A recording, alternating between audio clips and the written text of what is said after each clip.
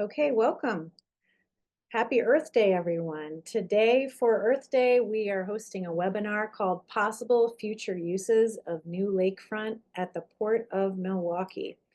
And I'm Melissa Scanlon. I hold the Line B Eline Endowed Chair in Water Policy at the School of Freshwater Sciences at UW-Milwaukee, and I direct the Center for Water Policy. Our center's mission is to connect the best research in water science, social science, and economics to inform policy that protects, restores, and conserves fresh water. So one way we do that is through our Water Policy Scholars Program. And each academic year, we have held a competitive process to select a scholar from one of the campuses in the universities of Wisconsin. The selected scholar is someone who is researching water policy questions that are at the core of one of the 10 grand challenges of the Freshwater Collaborative of Wisconsin. And at the end of their year as our scholar, they give a public lecture around Earth Day. So today's webinar features our 2024-25 Water Policy Scholar, Professor James Wasley. And before introducing today's speaker formally, I'd like to turn it over to Marissa Jablonski, who is the Executive Director of the Freshwater Collaborative of Wisconsin, our co-hosting organization for today's event. Marissa? Thanks, Melissa. The Freshwater Collaborative is an initiative across the universities of Wisconsin where we pull together water education and water research by creating knowledge, recruiting and developing talented professionals, and improving the well-being of natural ecosystems and all people by applying that research and education across Wisconsin. Today's event is part of a quarterly water symposium series sponsored by the Freshwater Collaborative of Wisconsin and the Great Lakes Higher Education Consortium and the Council of the Great Lakes Region.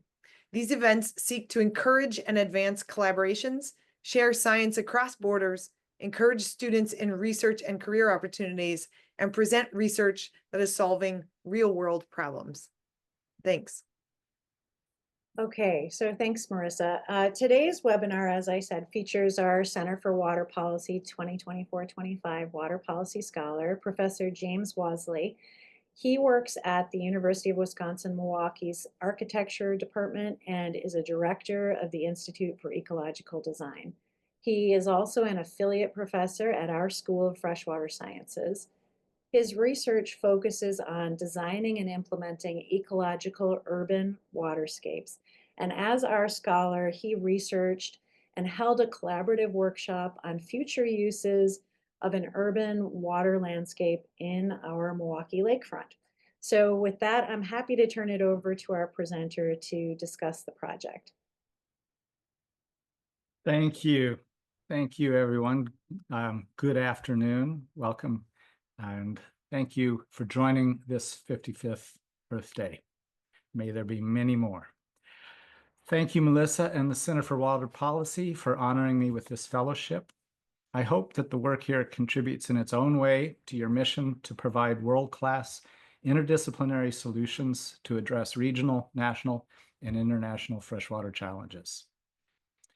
So I am a professor of architecture, but I have a deep affinity for the School of Freshwater Sciences, and I have been researching ecological design issues in what has become the Harbor District for 14 years now, promoting design as a tool for positive change.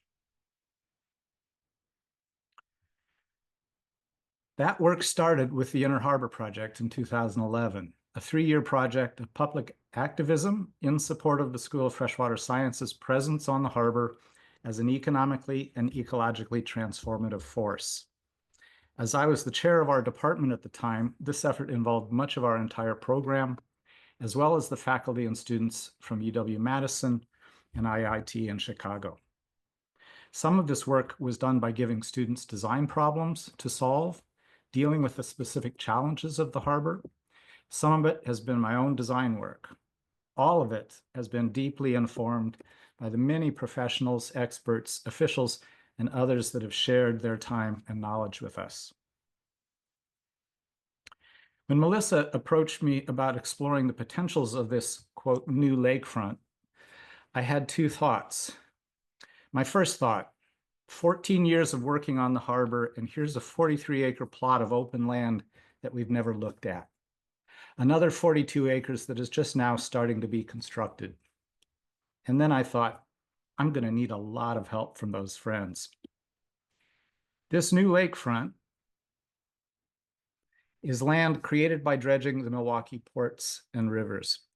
This exists in three parts: the CDF, the Combined Disposal Facility, the DMDF, which was built on top of the CDF, which actually closed in 2011 officially, and so established this new layer, and the DMMF, the Dredged Material Management Facility. That is under construction now. And this entire talk is going to be a word scrabble to try to keep these terms straight, but it does make a difference. And after looking at this all year, I realized that it matters that they have separate names because they're separate, and keeping their identities clear is important. Let's start with my initial assumption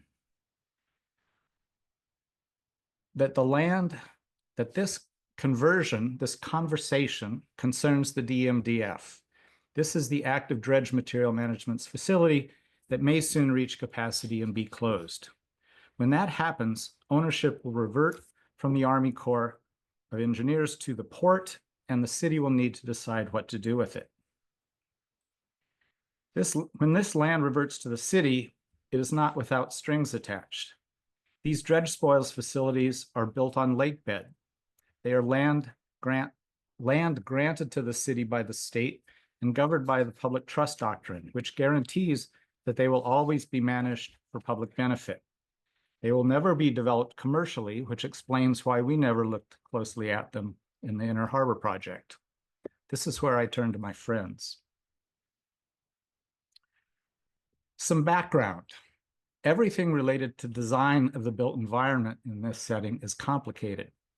The issues of working on contaminated land, of working to restore ecology, of working at the urban scale to promote both public and private development, all involve many different regulatory frameworks, funding sources, and constituent groups. Everything is siloed. I have long dreamt of getting all of the right people in the room to break down those silos. I call this dream the Great Lakes Green-Blue Infrastructure Design Network. The idea of this network was collectively hatched at an NSF workshop that I hosted at the School of Freshwater Sciences in 2019. This meeting brought together over 50 experts from around the basin: design faculty, design professionals, scientists, government officials, and other stakeholders. A second workshop was held in Toronto in 2022, funded this time by the Great Lakes Higher Education Consortium. The goal of the Green-Blue Network in all of this is to advance the integrative urban water systems design by networking the stakeholders: academic researchers, practitioners, government agencies, and NGOs. Let's state this as a manifesto. The topics that we would like to advance include the remediation of contaminated land, the greening of urban stormwater infrastructure, the rewilding of the city, the decarbonization of the economy, hardening of urban infrastructure against water-related climate shocks, and urban placemaking through the aesthetic power of water. Our premise is that the best of sustainable urban water systems practice is characterized by the linking of these often siloed objectives. Our goal is to identify, develop, and champion the innovative practices that are the nuts and bolts of these linkages. Finally, where these objectives appear to conflict, which they often do, our goal is to advance the state of knowledge towards synthesis.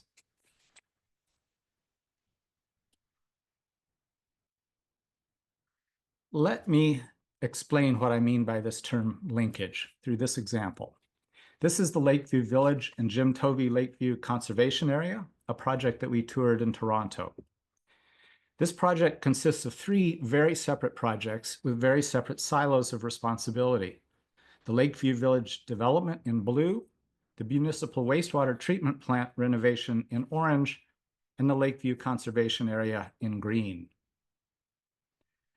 Before there was the Lakeview Village, there were the 4 sisters, the Lakeview Generating Station. Beyond the coal pile, you can imagine the construction of the treatment plant built in 1961. The power plant was demolished in 2007, and the land is now being developed as Lakeview Village, a mixed-use community designed for up to 28,000 people, a transit ride away from downtown Toronto. The concrete from that demolition is still being mined to build up the skirt of land that now wraps the wastewater treatment plant, the Jim Tovey Lakeview Conservation Area. This in turn constructs a missing link in the chain of the Great Lakes Waterfront Trail. At the same time, daylighting of a stream that was buried beneath the wastewater treatment plant creates an estuary for the conservation area and a natural buffer between Lakeview Village and the plant. Finally, the renovation and expansion of the plant sets up a distinct district energy system for the village, which is heated by the waste heat from the treatment plant's discharge to the lake. Looking for linkages means expanding the frame of reference, to move from designing single-purpose to multi-purpose systems, to design systems that evolve over time, to find linkages between disparate systems, and to enlarge both the problem and its solution set. If you can't solve the problem, enlarge it. If Dwight D. Eisenhower indeed said this, he was a designer.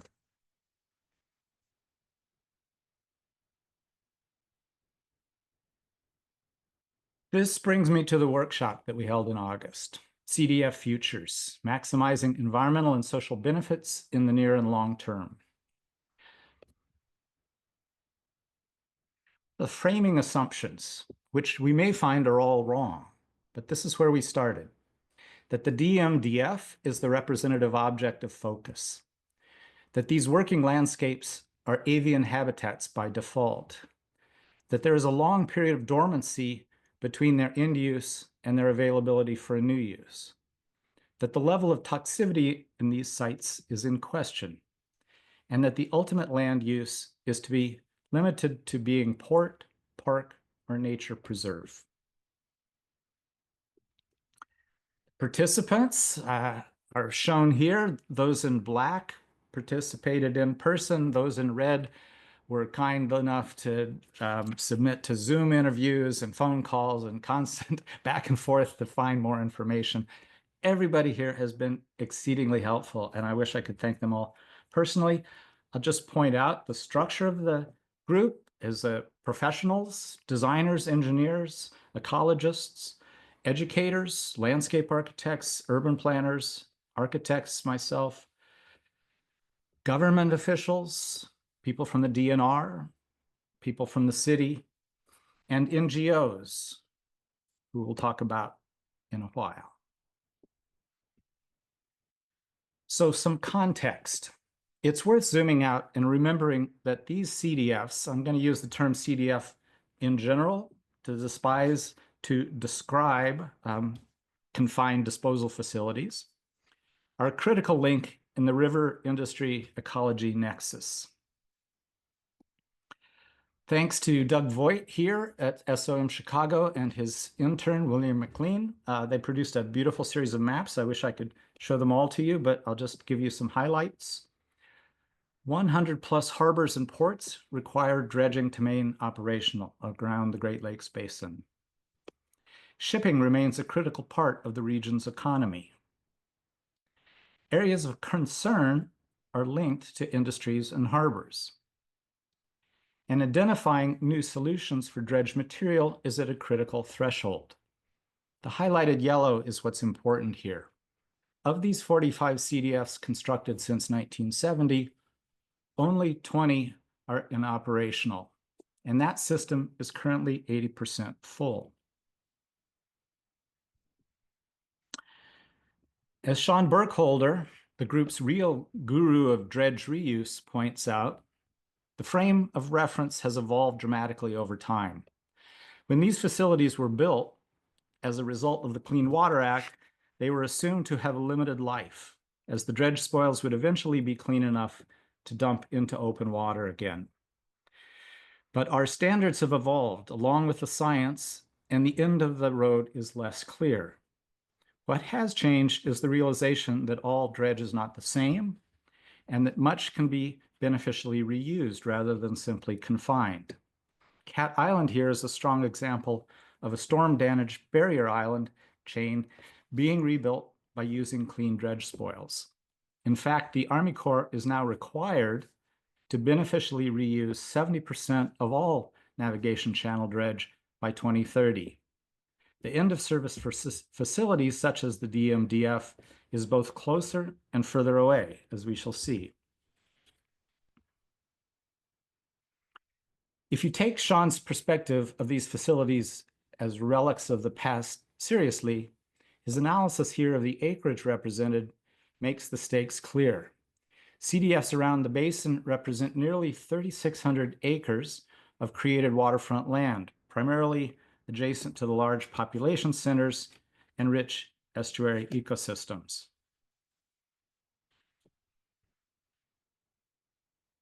Some background on Milwaukee's combined disposal infrastructure.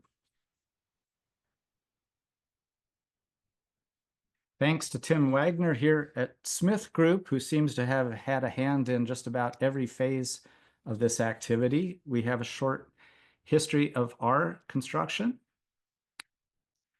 The CDF, which here the 1972 design drawings of, leaked like a sieve. It was not intended, it was intended to contain contaminated spoils, but it didn't. A 1985 dye tracer study found significant seepage through the dock walls, as opposed to it leaking through the filter cells, which was the filter process. Grout mattresses were added on the inside of the dike walls to try and reduce that flow through the dike, and the DNR no longer allows discharge from the CDF. So the design standards have changed. The DMDF was built on top of the CDF in 2012. Essentially, it was kicked off by the KK River Restoration Project. The cells for the first time here were constructed separately to contain more contaminated sediments, and a drainage system was installed to specifically collect water draining through those contaminated sediments and send it to the MMSD for treatment. So the construction is getting more sophisticated. Here we see that in Google. You can see a before the top of the CDF as it was just about to be completed, and the DMDF with its 25-foot of additional perimeter established that creates this additional capacity that we're now coming to the end of, perhaps. Finally, the DMMF. The DMMF is the Dredged Materials Management Facility, and this is being built specifically to deal with the delisting of the Milwaukee estuary, this massive dredging operation that is about to commence. It is being built in an even more sophisticated manner, essentially a giant bathtub, 2-sheet pile walls, a waterproof wall in the middle of all of that assembly, essentially a bathtub that you can drive heavy machinery like port cranes or equipment to manufacture or to place dredge with around the loop of the bathtub. So a question and a provocation. I've lost track of myself, excuse me. Question. Assuming that the DMDF is avian habitat by default, is toxicity an ongoing concern? And are there innovative strategies available to manage those risks?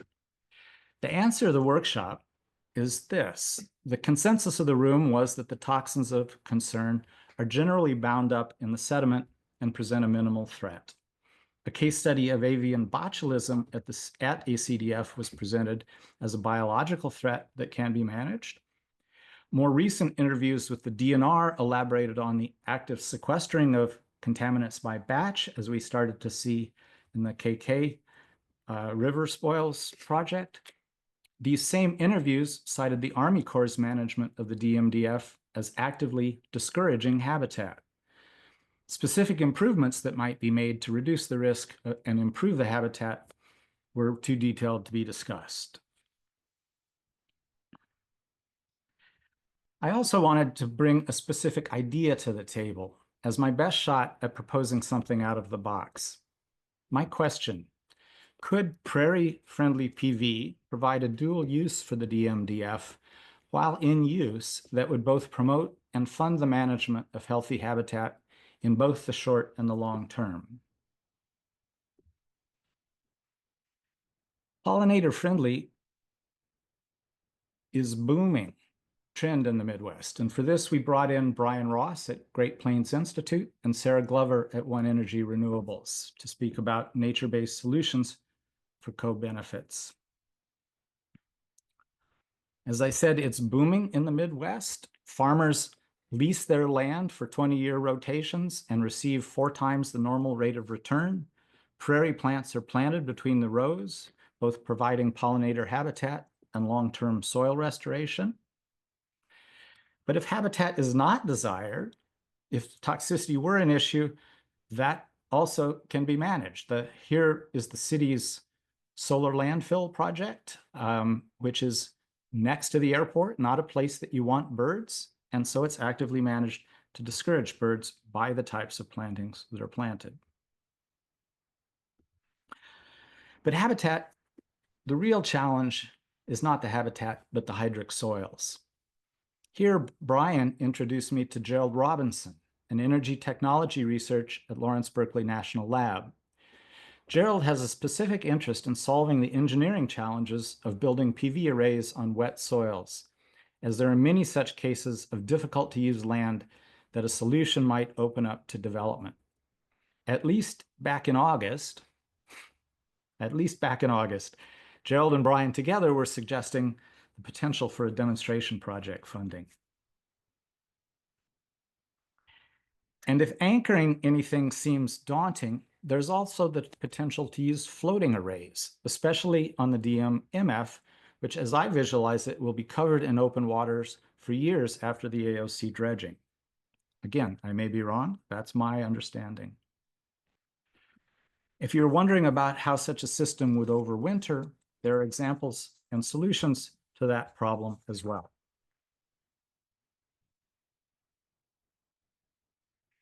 So let's go to the end game. What are possible public future uses?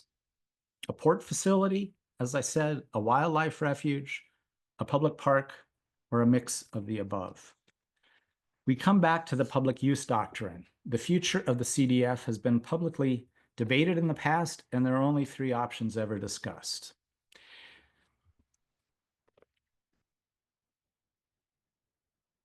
Background, again, I dug back to see if we found any other ideas for future uses. As I said, the Inner Harbor Project spent 3 years with it on our map, not an idea. Following the Inner Harbor Project, the then established Harbor District held a professional water design charrette looking at the future of the harbor.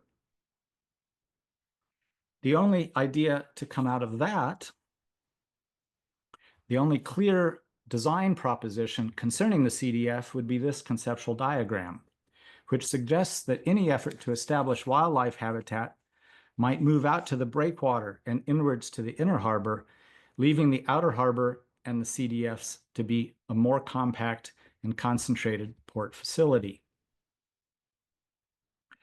The counter-argument, however, was also present, though not in relation to the CDF specifically, that the juxtaposition of port activities and public access can lead to wonderfully engaging public places, such as Sugar Beach here in Toronto.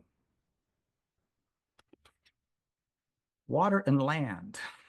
The clearest statement in support of birds is captured by the 2017 Harbor District Water and Land Use Plan. Quote, when the confined disposal facility transitions from its current use, explore the creation of a public park as a part of any future use, focusing on natural bird and wildlife habitat. The site's location along Lake Michigan Flyway has already made it a popular birdwatching location. Public access should be limited to designated pathways to preserve bird and wildlife habitat.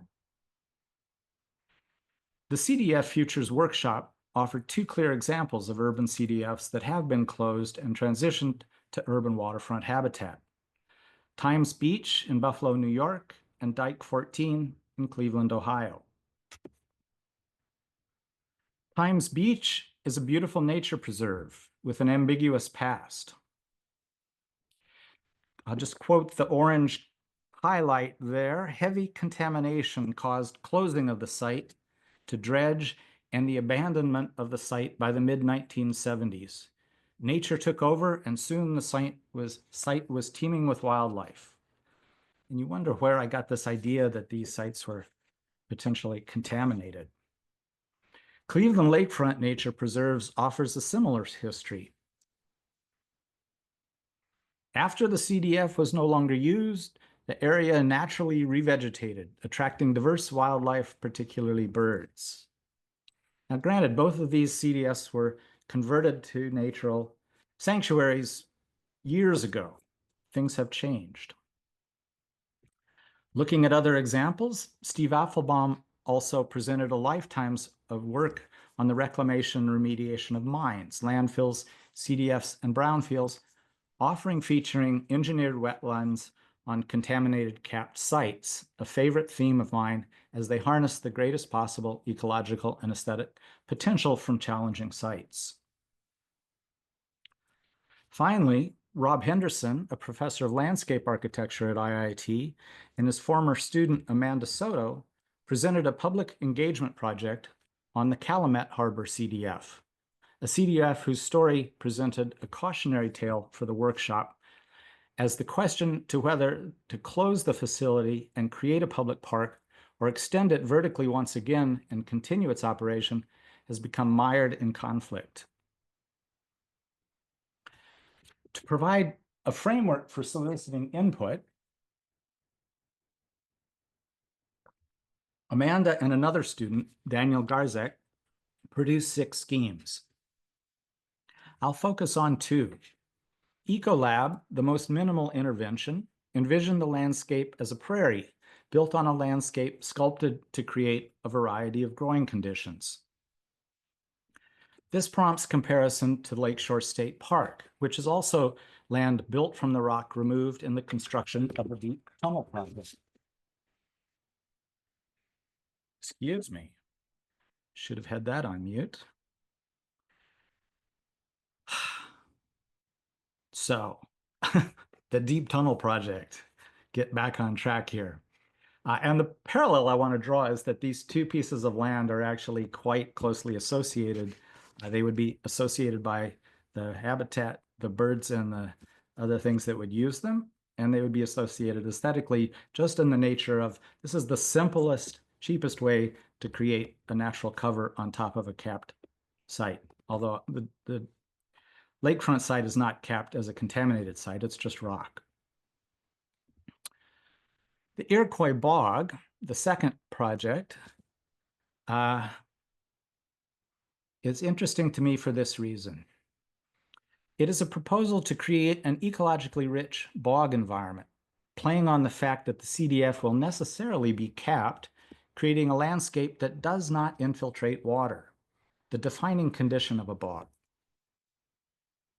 And just to illustrate that this idea is not far-fetched as it might sound, here's a case study from the first Reimagining Water workshop, the Howard Marsh restoration outside of Toledo. This is notably an irrigated wetland maintained by a system of pumps. And whether Ron and his students' work played any role in this, it's notable that the Calumet CDF, which has been a site of conflict for many years, seems to be shifting towards closure in the face of the Army Corps' desire to add a second vertical extension.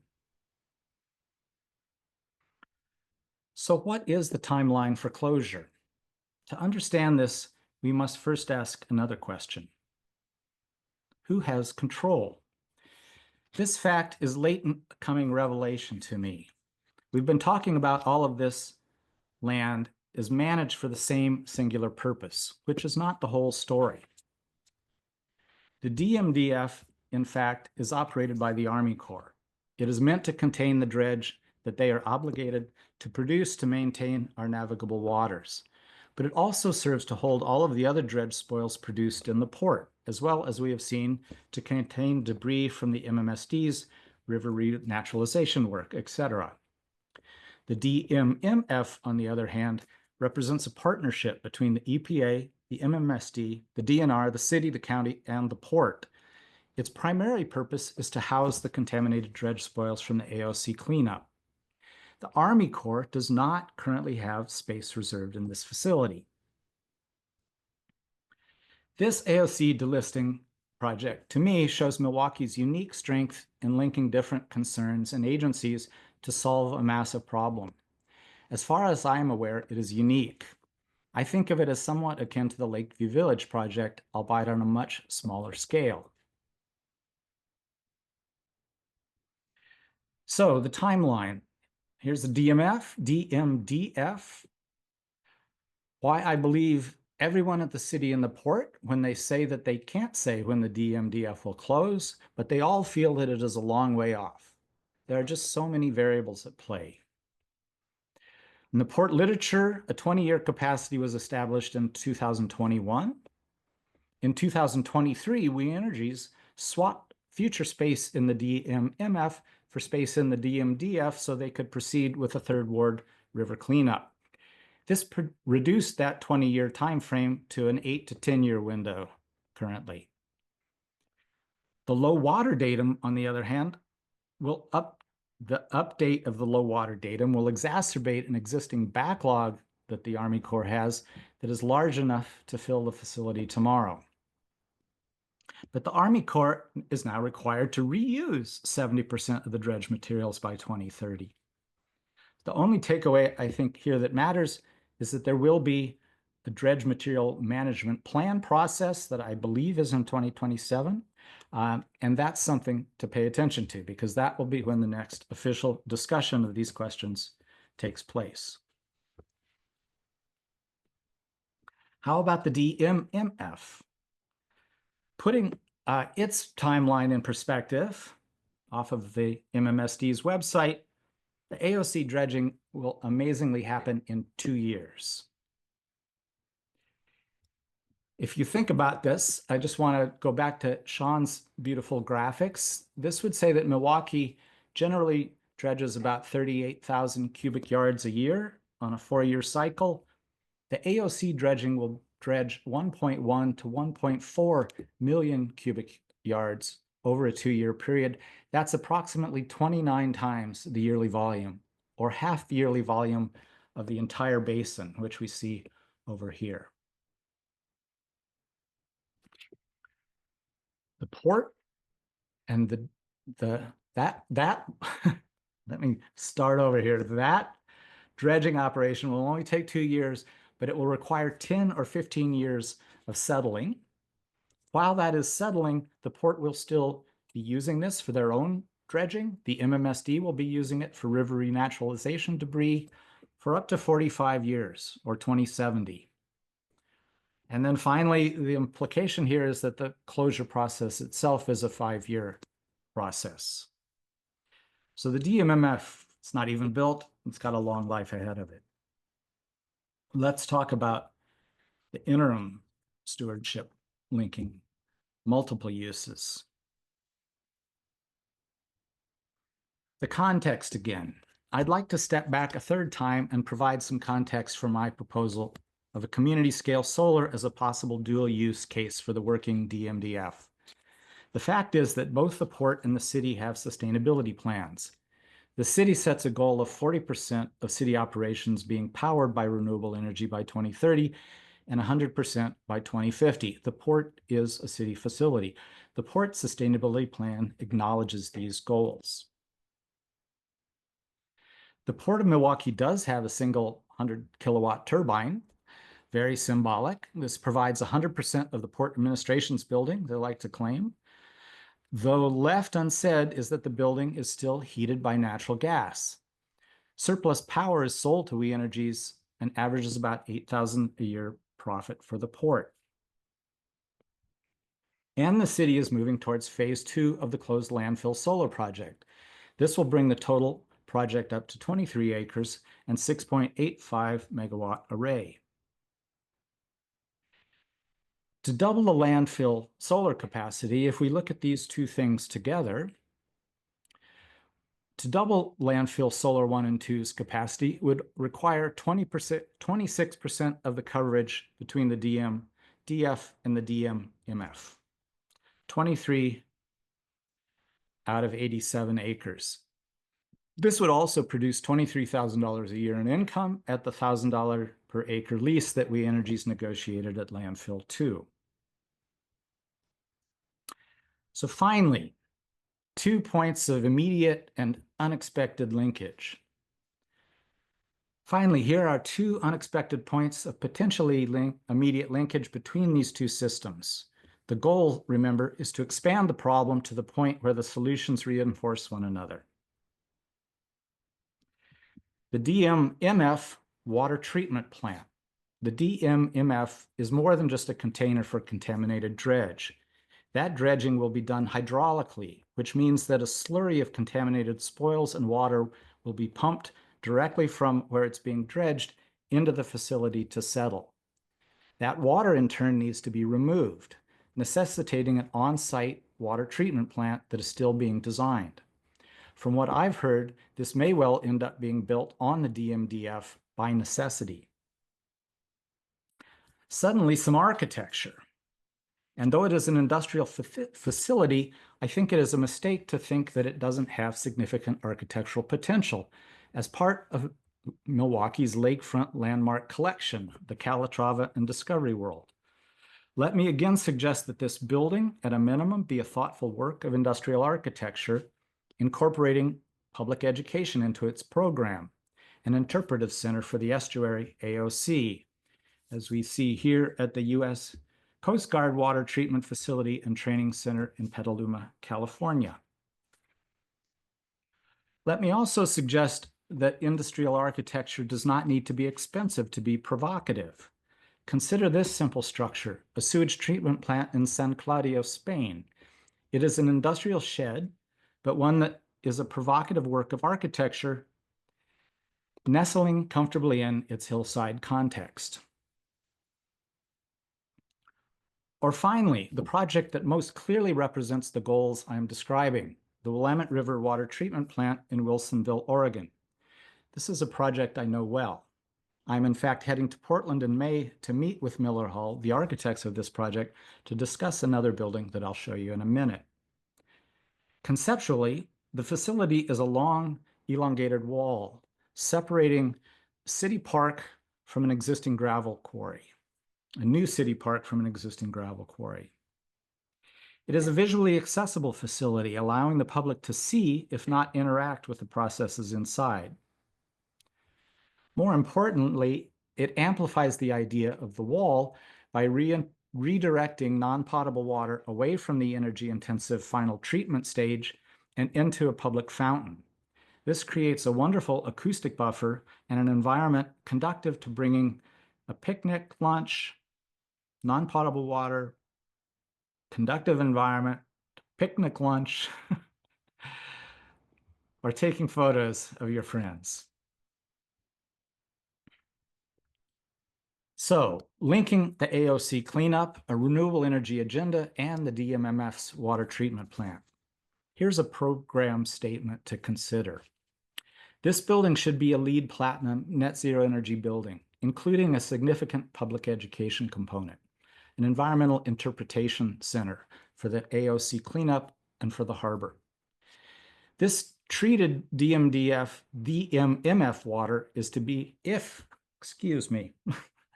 If this treated DMMF water is to be discharged to the lake, this should be done in a work of public art, an ecological waterscape. This feature can also act as the final polishing stage in the water treatment process. If the building is truly temporary, it should be designed to be fully demountable. More sustainably, a long-term use in place should be conceived of it for it to evolve towards. Once the DMDF closes, the discharge from the treatment plant can be used to create irrigated wetland on its cap. This again can further polish the discharged water passing through it. Once the DMMF closes, the treatment plant can be repurposed to clean stormwater runoff from the port and the Hone Bridge. Finally, the cleanup of the AOC is a profound environmental achievement. I want to acknowledge that. The significant amount of energy that the dredging and the water treatment will take should not be a net source of greenhouse gas emissions.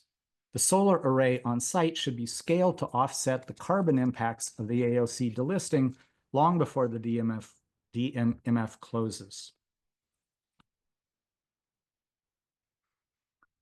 A second unexpected link, perhaps, the CDF and the cruise ship terminal.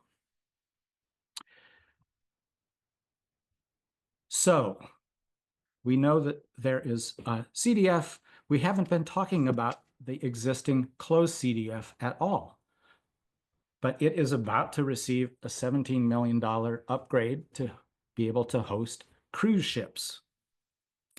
That facility should be a green gateway to the city. I would love to think that the cruise ships cruising the Great Lakes Basin will themselves be carbon neutral, like this luxury cruise ship planned for the Arctic Circle with zero emissions. But how about at least a net zero energy cruise ship terminal? Here, Royal Caribbean's first net zero energy cruise ship terminal being built 2 years ago in Galveston, Texas. Or this is not a cruise ship terminal, but it's perhaps at a smaller scale. It might be more appropriate. This is the Candida Living Building. It's not a cruise ship terminal at all. It's an environmental center on a college campus, but its job is to welcome and to send the message that this campus is a green campus. This is the building I'm going out to Seattle to visit Miller Hull and discuss. Even if we're not building a building, though, even if it's just a waiting stop for a bus to take you into the city, the architecture of that wait should convey the sense that this is a welcoming you to a green city. Here, the Salt Lake Public Safety Building, the entry canopy is covered with photovoltaic panels that are generating power. But the port's problem is not the port operations, really, it's the emissions from the ships. And so I just finally end on this note from a European port technology magazine, this idea of OPS, onshore power supply. When does it make sense? And the point I'd like to highlight here is that the report highlights that terminals that serve passenger, cruise, and certain container segments should be considered viable, first and foremost, due to the vessel's longer berthing time and consistently greater amount of carbon emissions while berthing.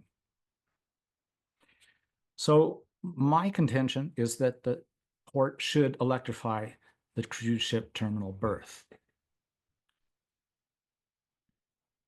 Finally, we can't neglect the rest of the old CDF. This parking lot, this whole space is reserved for parking. It'd be simple to cover it with PV and create another 12 wind turbines worth of power. So, linking the CDF, the port, a renewable energy agenda, and Milwaukee's new cruise ship terminal.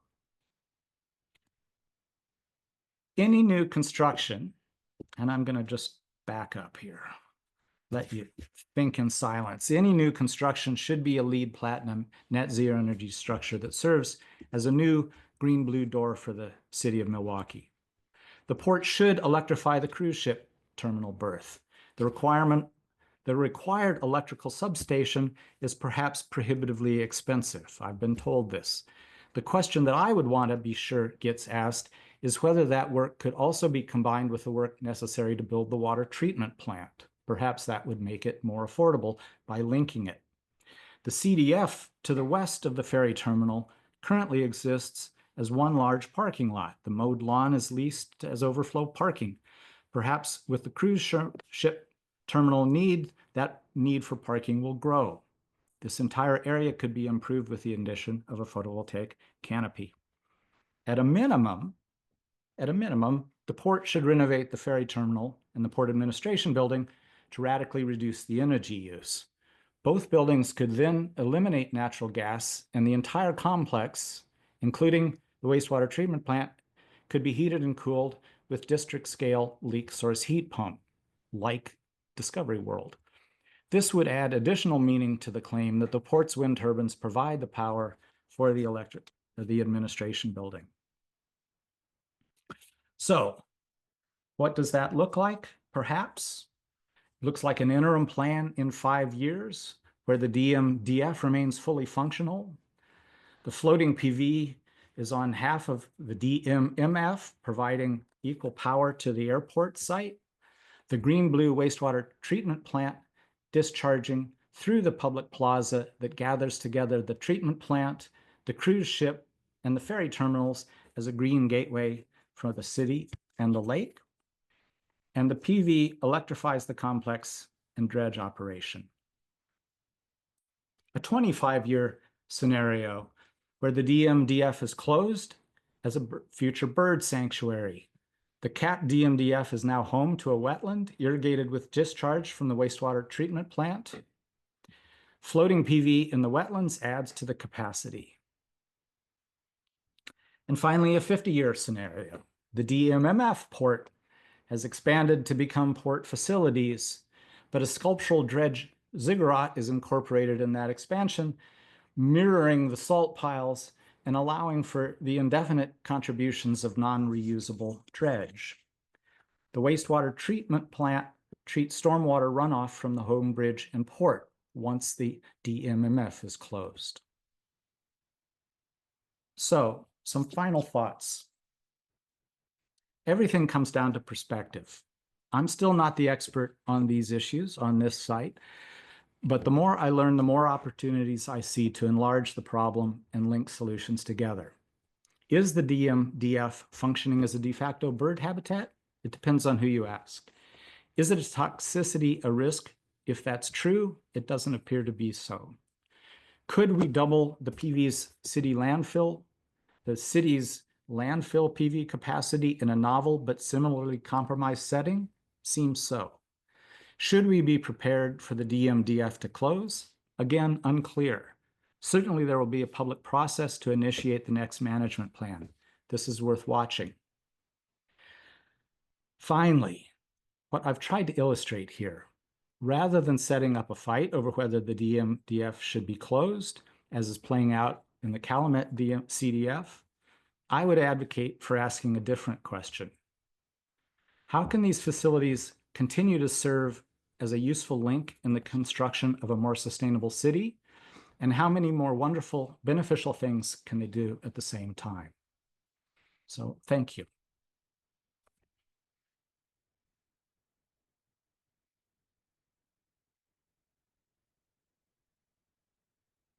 Thank you for that presentation, James. My name is Peyton McCauley, and I'm a water policy specialist at the Center for Water Policy, and I will be helping to facilitate the question and answer portion now. So if you have any questions, feel free to drop it in the Q&A function. And then I'll start off with one of the questions that came through. So in one of the early examples you shared, Toronto developed housing on a reclaimed site. How was it possible? Does Canada have different requirements for redeveloping on lakebed, or was it not a lakebed site? It was on land, the power plant. It was the site of what was bragged about as the largest coal plant in the world. I don't know if that's exactly true, but so it was a land site that had an extensive water irrigation system to bring water into the coal plant that is being reused as the basis to build a marina. But so contaminated site, but on dry ground. Have you seen evidence that birds using CDFs as habitat has negative health impacts? In other words, is using a CDF a wetland/prairie safe for wildlife? Well, that is the question that I set out to answer, and I still don't feel like I've seen the end of it. I'm not an ecologist, but the ecologists that we had in the room were not concerned. The way that CDFs are managed now, this is the point I was trying to make, there's a lot more control over the toxicity of the site than there was when these things were first established. So sites like Buffalo, which were closed by essentially being abandoned in the 1970s, that's no longer the case. But I'm always interested for more, because I have heard from even people at School of Freshwater Sciences that that's a concern that they have. What precautions are being taken to mitigate the impact of the cruise ships docking in Milwaukee? The cruise ship issue is brand new to me. That's why it was a late breaking linkage. So I don't know, but I hope that this initiates a salvo of questions that we can push to make the cruise ship terminal as green as it should be to represent the city in a public way. Can you repeat your phrase about enlarging the problem until something about making connections? Well, if you can't solve a problem in large, make it bigger. If it was my last statement of it, I think every time I say it, I word it differently. I apologize. But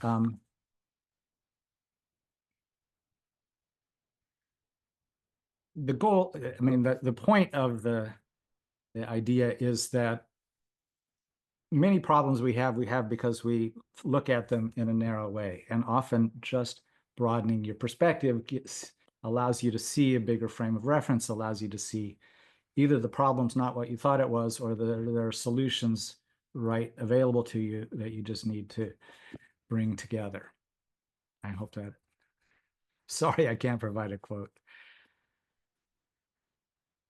Can you say more about the ziggurat structure you mentioned at the end? What is it, and what benefits might be?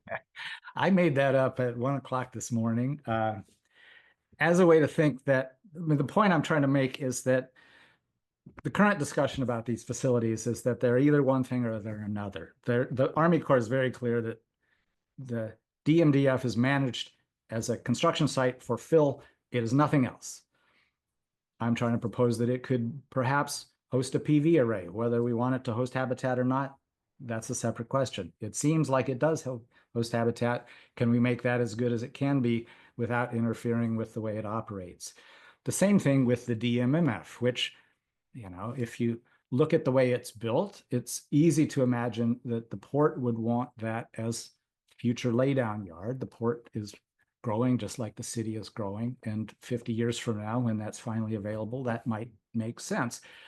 But everything that I would propose would be to say it's not just one thing. There are ways we can do multiple things. I don't see currently how there's an end to the need for some dredge capacity. One, because the current standard is they have to recycle only 70%, so there's 30% that's not recycled.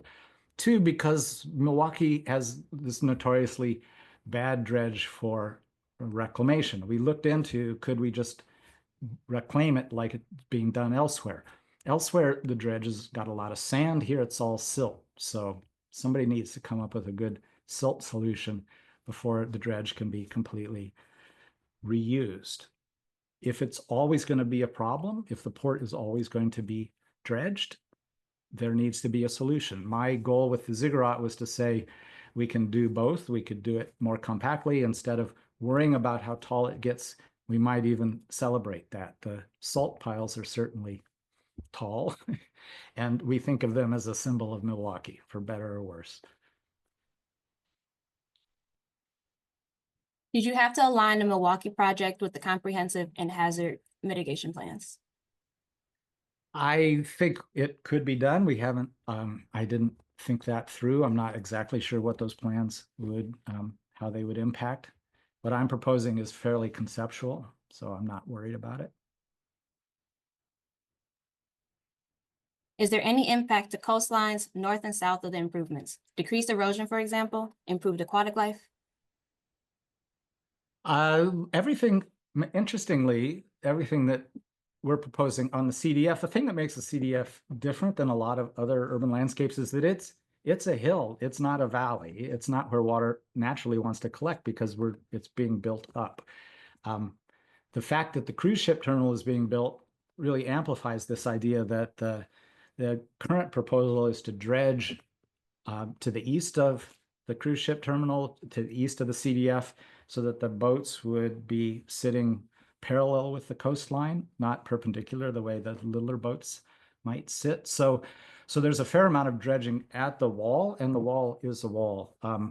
So even talking to John Jansen about habitat in the harbor, I think it is true that most of the aquatic habitat is associated, or the potential is at the breakwater, where it's shallower than at the wall, which is deeper. So I hope makes sense. In terms of expanding the problem, could a future workshop consider a post-salt pile landscape at the port, incorporating the additional 40+ acres on the other side of the Hone on-ramp?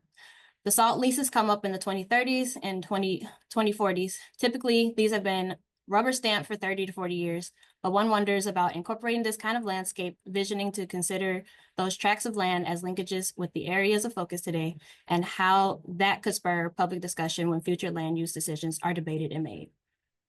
I'm always up for another charrette. I like looking at these things. I like getting people to think about expanding their range of options. So sure. Could a PV array on native grassland allow for public access to former CDFs? Yes, although it's interesting to go into a little more detail on the public access. When I talk to people at the city, they're all supportive of the idea that it eventually will become habitat. But the public access significantly ups the cost. And so that will become a sticking point. And again, as a wildlife refuge, public access might want to be limited. And many of the, well, I don't know Buffalo at all, but the examples that we looked at that showed trail systems, they showed trail systems like you'd imagine in a wildlife sanctuary, very limited trails, observation points, and much of the land left so the birds have some privacy. But I don't think that the PV combination prairie would preclude that. And I also don't think that the image is not to say the entire land is ever one thing or another, that it's a large landscape that would have areas of field and areas of PV, and the PV could be spaced widely apart and people might wander between it, or it might be closer together.